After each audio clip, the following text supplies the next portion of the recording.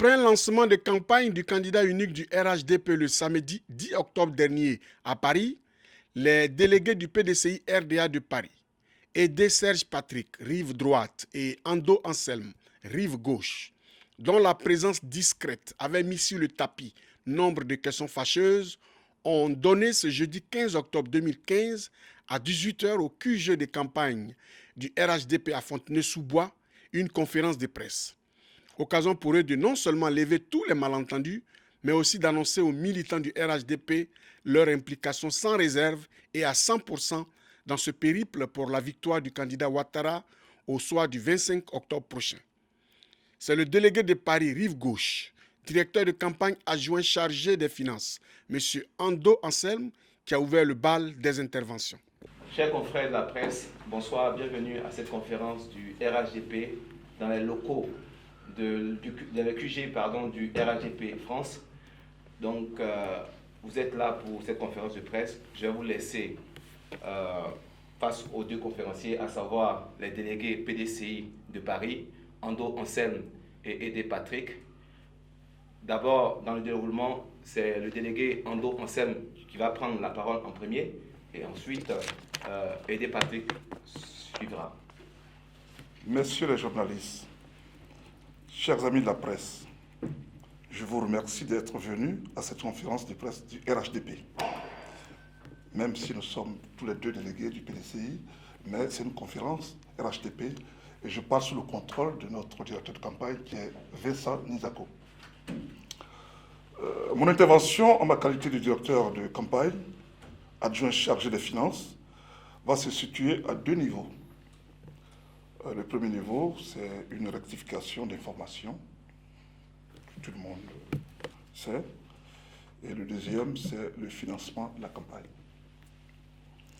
Concernant le premier, j'aimerais apporter une correction et une information diffusée après le lancement officiel de la campagne, selon laquelle les députés PDCI étaient absents.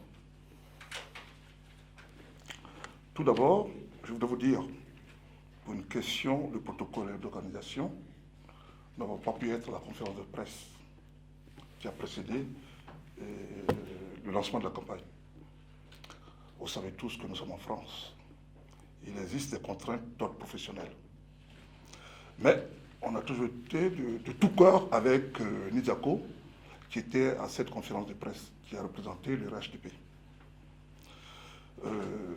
Je voudrais aussi dire que j'étais bel et bien présent au salon Wilson, le jour du lancement officiel de la campagne. Bon, certains de vos confrères ont dit qu'ils ne m'ont pas vu. Ils ont dit que les délégués PDCI étaient absents. Ce n'était pas ça la réalité. J'étais effectivement coincé dans la foule au moment où Nizako avait présenté son bureau. Et après, je suis revenu sur l'estrade et il y a plusieurs photos qui l'attestent. Quant à mon frère Aidé, il était souffrant, donc il s'est fait représenter par Yao Basile, qui était son directeur, enfin son délégué à l'administration. Donc le RHDP était bel et bien là. Je ne veux pas vous rappeler, enfin je ne vais pas revenir là-dessus, mais je dirais que vous êtes tous au courant, vous savez, vous étiez là. Il y a un an de cela, lorsque le président Henri Konan Bédié avait lancé l'appel de Daoukro, tous les délégués d'Europe et des CI se sont réunis en pré-congrès et nous avons voté à plus de 93%. Donc on ne souffre pas de cela. Donc c'est pas une affaire d'être contre l'appel de Daoukro. Ou bien c'était pas une affaire d'être que la campagne était trop à coloration RDR. C'était une question de contrainte, soit de maladie ou... quant à moi, j'étais bel et bien là. C'est ce que je voulais vous dire pour ce premier point-là. Pour le deuxième point, le financement de la campagne. Bon, je préfère parler de ça parce que je sais que vous allez me poser des questions là-dessus. Au niveau de la France, nous avons reçu une somme de 30 000. Parce que je travaille de concert avec Nizako. qui est le directeur de campagne, je suis son chargé de finances. Donc, il me tient compte tous les jours que Dieu fait du développement de la campagne. Donc, nous avons reçu 30 000 euros que nos responsables d'Abidjan ont jugé bon de nous apporter pour faire la campagne. C'est ces deux précisions que je voulais apporter. Après cette mise au point, l'honneur est revenu à M. Aidé Serge Patrick, en sa qualité de directeur de campagne adjoint chargé du bilan du programme du candidat Ouattara en France, de faire justement le bilan de la gouvernance écoulée du candidat unique du RHDP en traçant les perspectives d'avenir si Ouattara était élu. En tant que militant du RHDP, notre choix pour le candidat Alassane Ouattara est celui du réalisme et de la raison. Réalisme, parce que le président Ouattara est le candidat qui a un programme concret, un programme d'action concret, et qui rendra certainement son équilibre à la Côte d'Ivoire.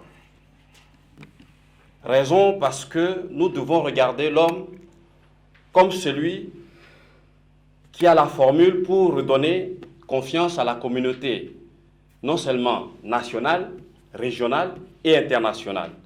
Et cela se perçoit déjà dans le quinquennat qu'il achève avec un bilan honorable. Le choix du président Alassane Ouattara comme candidat unique du RHDP est donc judicieux. La sagesse du président Henri Konan Bédié, par l'appel de Daoukro qu'il a initié, doit être vue comme la volonté de promouvoir la paix. Ce concept cher à notre père de la nation, le président Félix Houphouët-Boigny, qui disait toujours que la paix, ce n'est pas un vain mot, mais c'est un comportement. Dans l'enjeu qui se présente aujourd'hui, il y a un défi à relever. Celui de conduire la Côte d'Ivoire à l'émergence, nous le savons tous, que c'est le mot qui tient cher, très cher à notre président actuel, le président Alassane Ouattara. L'émergence. Donc, ce qui compte pour le président, ce sont les actes. Ce sont les idées neuves. Ce sont aussi des solutions concrètes.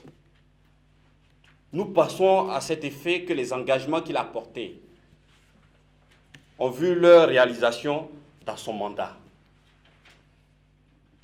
Sur le plan national, une politique de construction des infrastructures et d'aménagement du territoire, une politique de rétribution des revenus passant par la création des emplois, une politique ouverte à la mondialisation et à la compétitivité, une politique économique qui donne des résultats avec un fort taux de croissance acceptable.